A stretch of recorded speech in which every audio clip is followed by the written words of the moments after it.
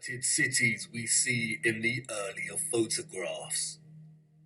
If these cities were truly empty, then we must ask why. We must also ask how all the people got there in the end.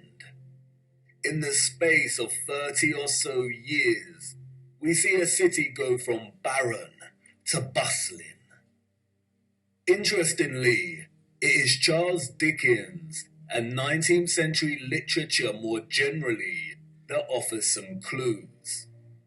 Two central themes run throughout 19th century Victorian literature: that of marriage and female chastity, and that of orphans and adoption. Many of the fictional characters we've come to love over the years are orphans. We have Oliver Twist and Pip from Great Expectations. We have little orphan Jane Eyre and Heathcliff from Wuthering Heights. We have Mowgli from The Jungle Book, Cosette from Les Miserables. We have Heidi, Rapunzel, Peter Pan, Snow White. We have Tom Sawyer and Huckleberry Finn and Anne of Green Gables. And these books were of their time, as far as orphan prevalence goes. The only issue is that these novels romanticize the orphan as a figure dislocated from society by default, and therefore pave their life's path as one of unforeseen opportunity. This was not reality. The theme of marriage and chastity that we find in so many 19th century literary works, such as those by Jane Austen, the Brontes, George Eliot, Dickens, Thomas Hardy, Leo Tolstoy, Victor Hugo, and more, was nothing more than carefully disguised, well-written propaganda, with the sole purpose to solidify and justify a social value framework that would separate children from their mothers. Children born outside of marriage or wedlock were regarded as illegitimate, meaning they did not have a legal status. Illegitimate children was a serious stigma throughout the 19th century. The majority of employers would not hire women with an illegitimate child. Many unwed mothers with illegitimate children ended up without a home, in poor health, starving, exhausted. Their only place of refuge would be the workhouse, where they would carry out the most unpleasant duties.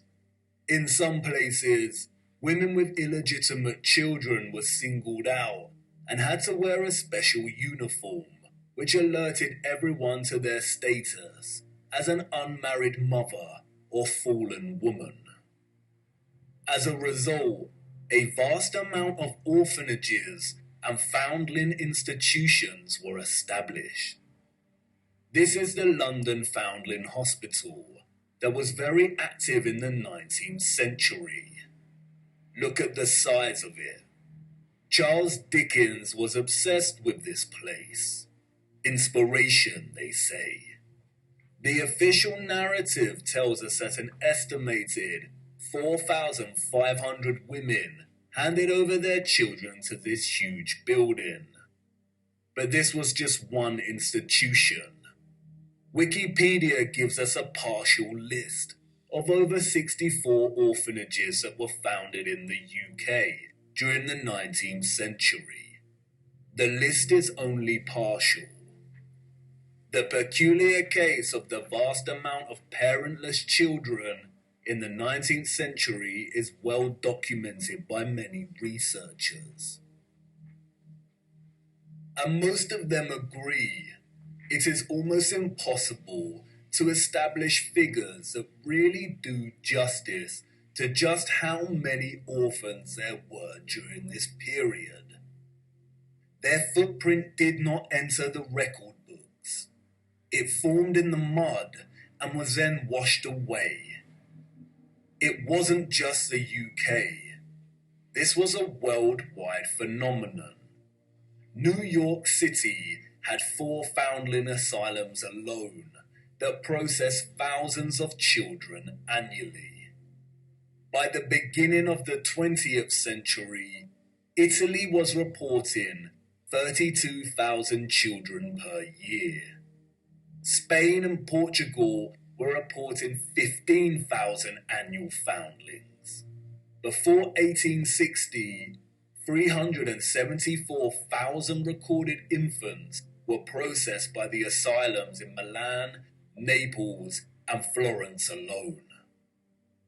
Historian David L. Ransell states that Moscow was receiving between 16 and 18,000 infants annually by the 1880s, and sending over 10,000 of these each year to outlying villages for care.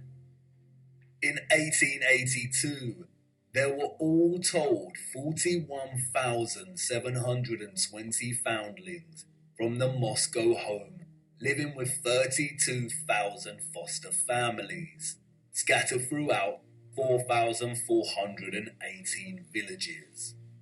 A dozen villages had over 90 fosterings each. One thing that is often overlooked is that there were a series of laws passed in the 1800s, making it almost impossible for unwed mothers to keep their babies.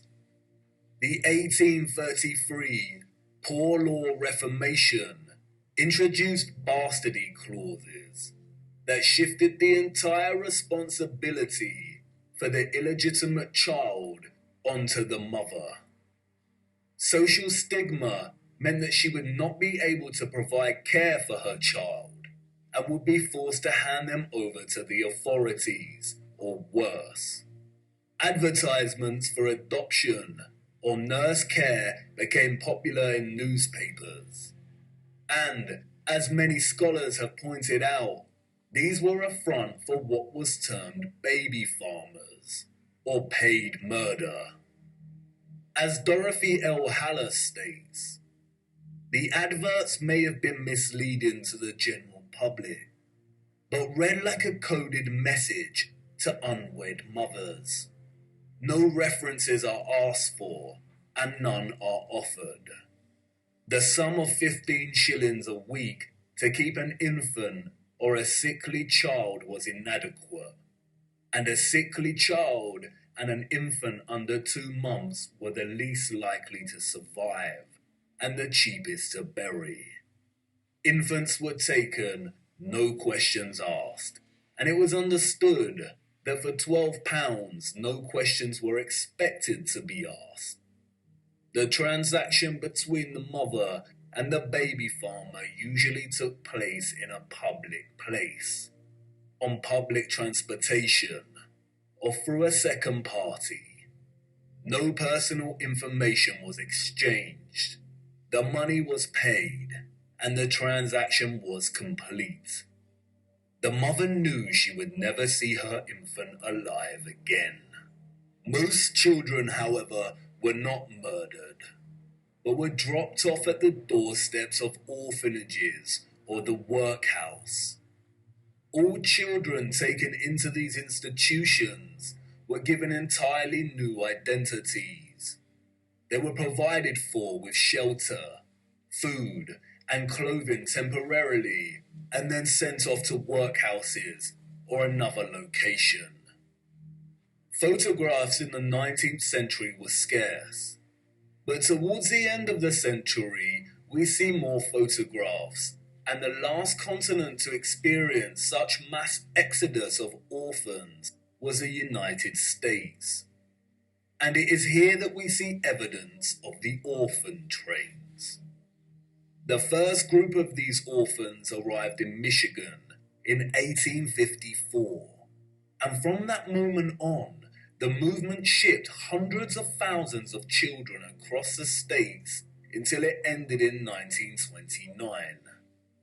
Officially, There were over 97 institutions involved in orphans and orphan trains in the 19th century.